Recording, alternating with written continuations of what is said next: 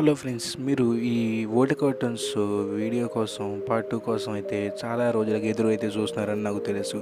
అయితే మీకు ఒక షార్ట్ వీడియోలో అయితే దీని గురించి ఇన్ఫర్మేషన్ అయితే ఇచ్చాను.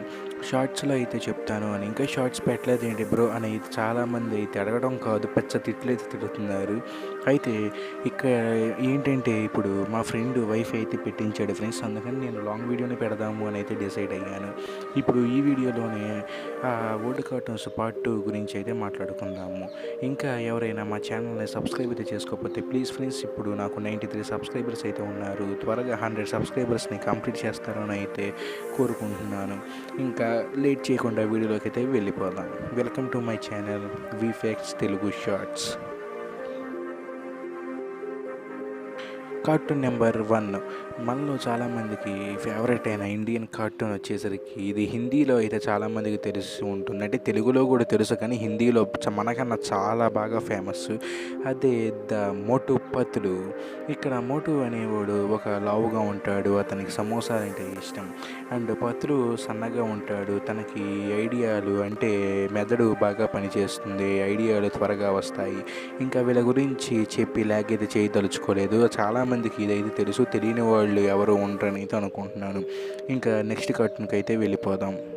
కార్టూన్ నెంబర్ 2 ఏంటి అంటే, మనలో చాలామందికి తెలిసి ఉంటుంది కార్టూన్.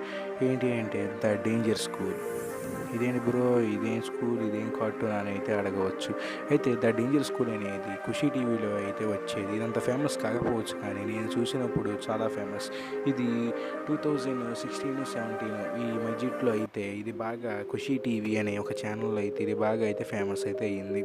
ఈ స్టోరీ ఏంటంటే, నలుగురు పిల్లలు, అంటే నలుగురు పిల్లలు కాదు ఫ్రెండ్స్, మామూలుగా చెప్తున్నాను. ఒక బస్సులో పిల్లలు అందరూ ఆ గోస్ట్ వీళ్ళని ఇలా ఇంకో ప్లేస్కి అయితే తీసుకెళ్ళిపోతుంది. అక్కడ వాళ్ళు ఆ రాజ్యసభ అనేది ఒకటైతే ఉంటుంది. రాజ్యసభ అంటే రాజ్యంలో సభ పెడతారు కదా, ఆ ప్లేస్లో దెయ్యాలైతే ఉంటాయి అక్కడ. అయితే ఇప్పుడు వాళ్ళని ఎలా ఆడుకుంది, పిల్లలు దాన్ని ఎలా ఏడిపించారు అనేది కామెడీ అండ్ కొంచెం స్కేరీగా అయితే ఉంటుంది.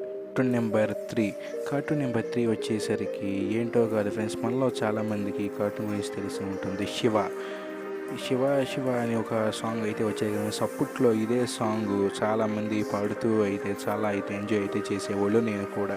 అయితే చాలామందికి ఈ కార్టూన్ గురించి అయితే తెలిసి ఉండదు. అయితే ఈ కార్టూన్ ఏంటి అంటే, శివ అనే ఒక పిల్లవాడు ఉంటాడు, తనతో పాటు 4 ఫ్రెండ్స్ అయితే ఉంటారు.